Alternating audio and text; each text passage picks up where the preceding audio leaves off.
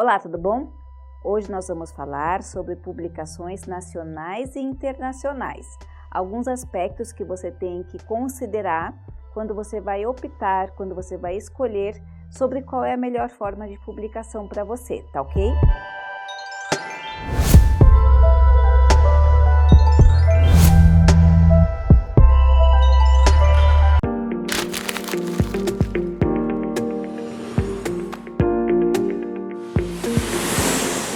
Bom, na primeira vista, até por uma questão de cultura, por uma questão desse imaginário popular, você pode acreditar que publicar numa revista internacional é melhor ou pode dar mais renome.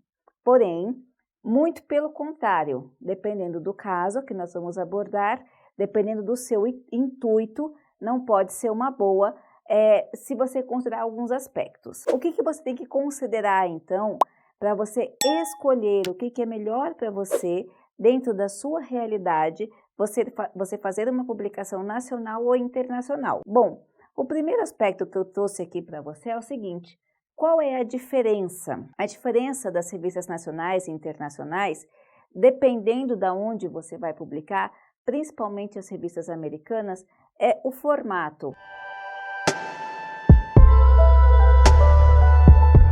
No formato no Brasil, o nosso tipo de fazer ciência, ele é muito mais aberto, ele é muito mais acessível no sentido de financeiro. E a gente tem ainda no Brasil uma tendência de que as publicações científicas, isso já faz mais de 20 anos, tá? Que as publicações científicas, que o conhecimento científico, ele deve ser aberto. Então, a maioria das revistas científicas do Brasil e as nossas bases de dados, falando hoje da Cielo, que é a maior base de dados, a mais acessada aqui do Brasil, ela tem esse intuito do conhecimento aberto.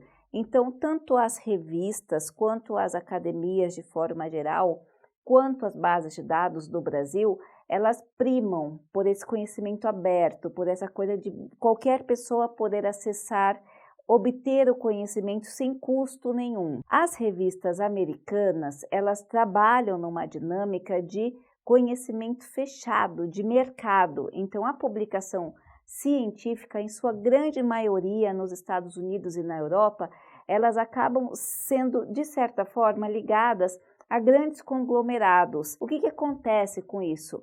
Que todo esse processo ele é capitalizado no sentido de que as bases de dados americanas, para que você possa acessar, você tem que pagar. E não é pagar barato. Quem paga no Brasil? O governo paga, algumas instituições particulares que também oferecem essas bases de dados pagam.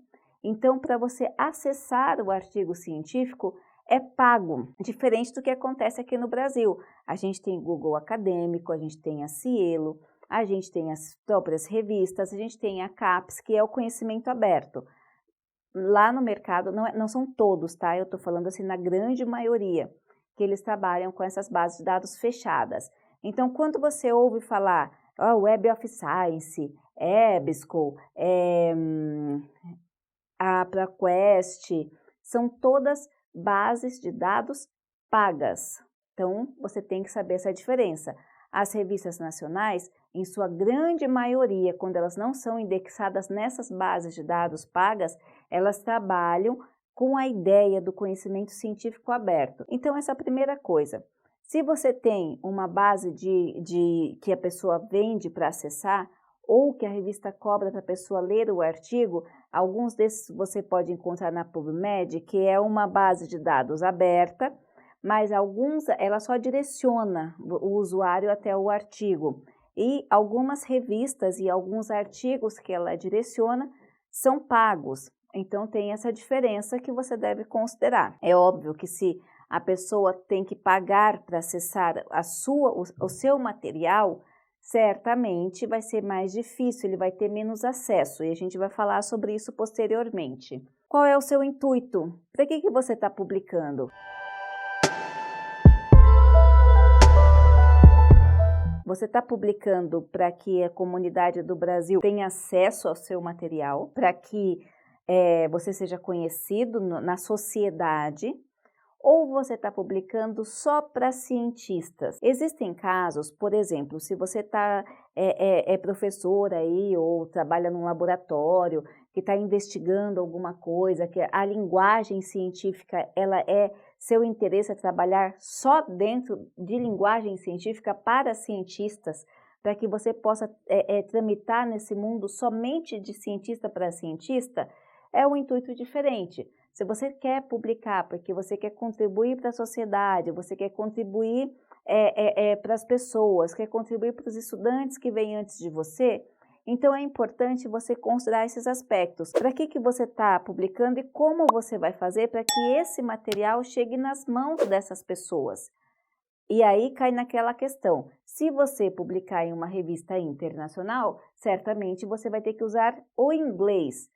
Percentualmente falando, quantas pessoas falam inglês no Brasil e quem é que vai ter acesso ao seu material em inglês?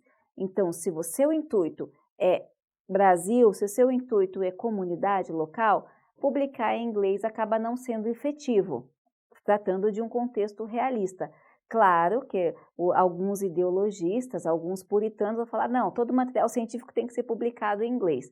Eu acredito que também tenha que ser publicado em inglês se for em alguns casos, mas a grande maioria, para que a gente possa contribuir para a sociedade nacional, é importante que seja em português. E, se possível, em inglês, melhor ainda. Se você publicar numa revista internacional, certamente esse material será em inglês. E somente em inglês você pode impactar lá fora, cientistas lá fora, acadêmicos lá fora.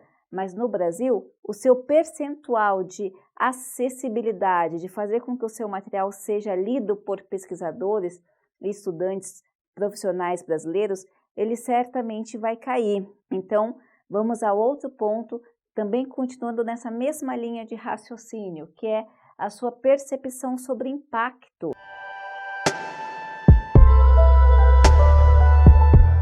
E o que é o impacto aqui? Você vai ouvir muito falar de impacto daqui para frente. Por quê? Porque isso é uma preocupação global, é uma preocupação mundial com relação à comunicação científica e é a grande tendência para a gente fazer e contabilizar métrica dos materiais. O que é esse impacto, então?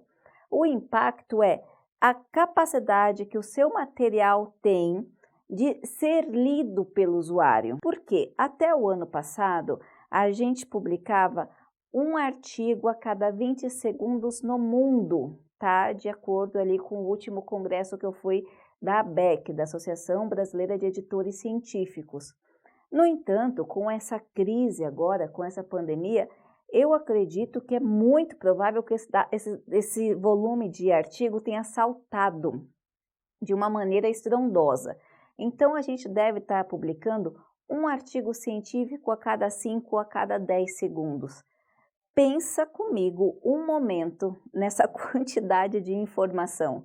Então, a gente tem uma avalanche de informação. Nenhum profissional consegue acompanhar tudo o que acontece na sua área, porque tem gente publicando e tem gente produzindo o tempo inteiro. Então, o que isso traz para a gente? Não é falta de conhecimento ou falta de informação.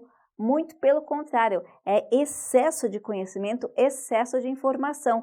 E como eu sei, então, que o seu material é um material aceito pelo nível, pelos os artifícios e pelo formato que ele chega até as pessoas e as pessoas absorvem esse material, tanto para leitura quanto para citação. E aí você tem uma diferença.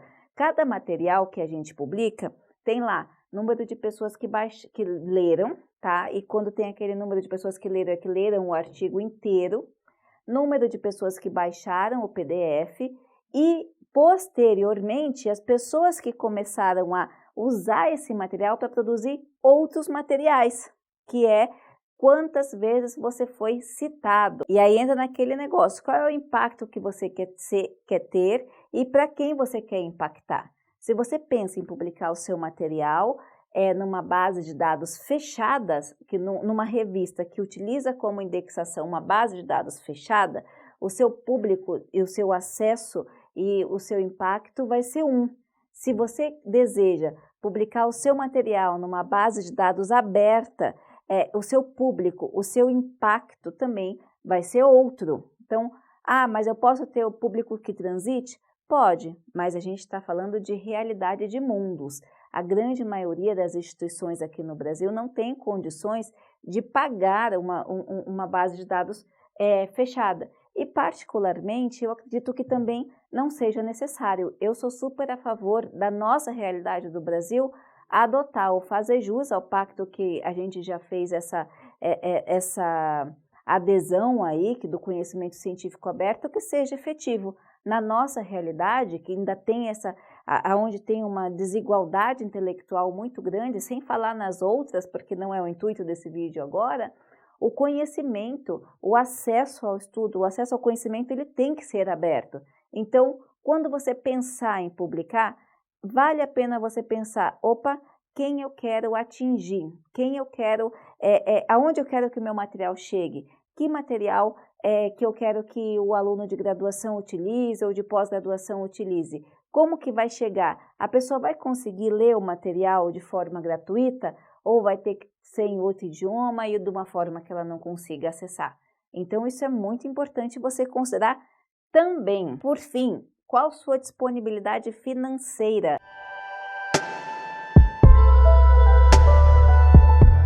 Os artigos no Brasil, a grande maioria não são pagos e quando são pagos é um valor muito pequeno se comparado às revistas internacionais. As revistas internacionais, na sua grande maioria, ainda são pertencentes a esses grandes conglomerados e são informações caras.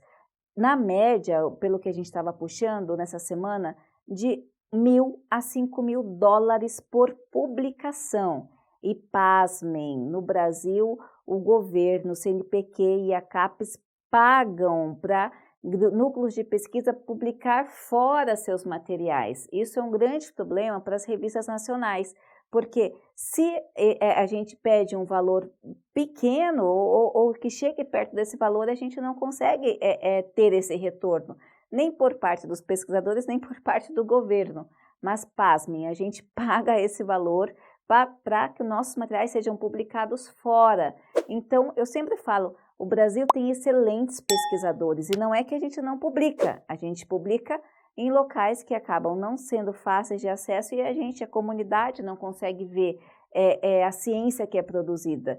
E nós temos excelentes pesquisadores, inclusive pesquisadores que se destacam como melhores do mundo em suas respectivas áreas, mas que a sociedade não fica sabendo, porque pouco traz para a gente aqui no Brasil, pouco a sociedade consegue interagir com a academia. Então, sempre quando você pensar entre revista nacional e internacional, eu aconselho que você leve em consideração esses critérios e pense com muito carinho para que você está produzindo ciência e qual é o legado que você quer deixar. Não só para a comunidade global ou internacional, mas principalmente com a nossa comunidade aqui no Brasil, que ainda é muito carente dessa troca de informação, dessa acessibilidade de informação, tá certo? Eu espero ter ajudado você, trazer um pouquinho de reflexão sobre esses caminhos aí que a gente está galgando e eu aguardo você no próximo vídeo. Até mais!